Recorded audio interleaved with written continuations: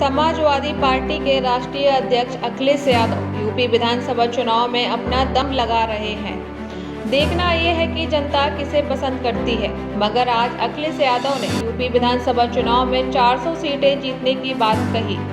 उन्होंने कहा कि समाजवादी पार्टी बड़े दलों से गठबंधन नहीं करेगी। हमारा फैसला है कि छोटे दलों को साथ लेकर चलेंगे। कांग्रेस उत्तर प्रदेश में छोटा दल है, लेकिन जिन बड़े दलों के साथ हम पहले गठबंधन कर चुके हैं उनके साथ हम दोबारा गठबंधन नहीं करेंगे। अभी जिन दलों से बात हो रही है, जब तक कुछ फाइनल नहीं हो जाता मैं कुछ भी नहीं कह सकता। हालांकि हमारी बात कुछ राजनीतिक लोगों से हो रही है जो राजनीति के दिग्गज भी माने जाते हैं। मैं अपनी रणनीति अभी नहीं बताऊंगा क्योंकि बीजेपी के लोग बहुत चालाक हैं। चाचा को नहीं भूल पाए अखिलेश यादव। अखिलेश यादव ने कहा कि शिवपाल चाचा के लिए जसवंत नगर की सीट छोड़ दी है। उनके साथियों के लिए समीकरण के हिसाब से विचार किया जाएगा। सरकार बनाए सम्मान पाए सीटें कितनी उन्हें मिलेगी ये भी नहीं बताएंगे, लेकिन परिस्थिति और समय के हिसाब से सीटों का बंटवारा हो जाएगा। जनता खुश नहीं है योगी से। अखिलेश यादव ने कहा कि सरकार के खिलाफ उत्तर प्रदेश की जनता की नाराजगी खत्म होने वाली है। जनता तो वोटिंग के दिन का इंतजार कर रही है, क्योंकि सरकार आपने अभी तक के कार्यकाल में प्रदेश को पीछे ले जाने का काम किया।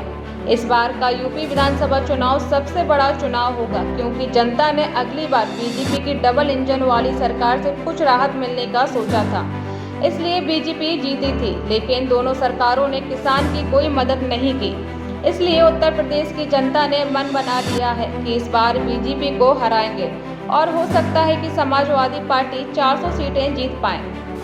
अखिलेश यादव ने गिनाए योगी के कारनामे। अखिलेश यादव ने कहा, सभी लोगों ने बीजेपी की गुंडागर्दी देखी है। आज नामांकन नहीं कराने दिए। जो नामांकन पत्र ले जा रहा था उसके हाथ खींचकर अलग कर दिया गया। पूरे देश ने देखा कि कैसे बीजेपी के गुंडों ने हमारी बहनों के कपड़े फाड़ दिए। एक बहन नामांकन करने के लिए जा रही थी, उसका साड़ी भी खींची गई।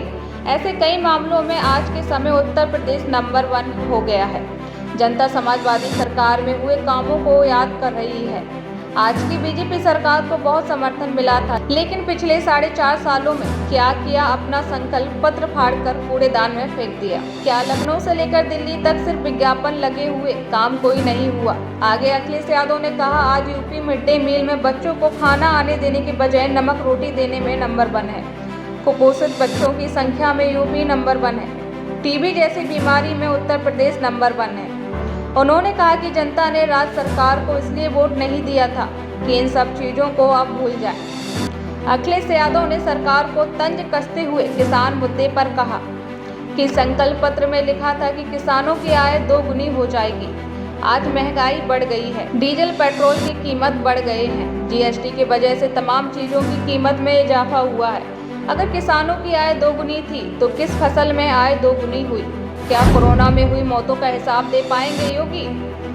अखिलेश यादव ने योगी सरकार पर हमला बोलते हुए कहा कि कोरोना वायरस की पहली लहर के दौरान मजदूर चलते चलते अपने घर पहुंचे, लेकिन सरकार ने मजदूरों को घर पहुंचाने का कोई इंतजाम नहीं किया। आखिरकार सरकार ने उनकी मदद क्यों नहीं की? यूपी में पैदल चलते चलते 90 से ज़्यादा लोगों की जान गई। इसके बाद जब दूसरी लहर आई तो बड़ी संख्या में लोगों की जान गई। जिन परिवार वालों ने अपने घर के सदस्य को खोया, उन्हें अभी तक इस बात का दुख है। आखिरकार सरकार बिस्तर, दवाइयाँ, ऑक्सीजन क्यों नहीं उपलब्ध करवा पाई? लोगों को खुद इंतजाम करने के लिए क्यों छोड़ दिया गया?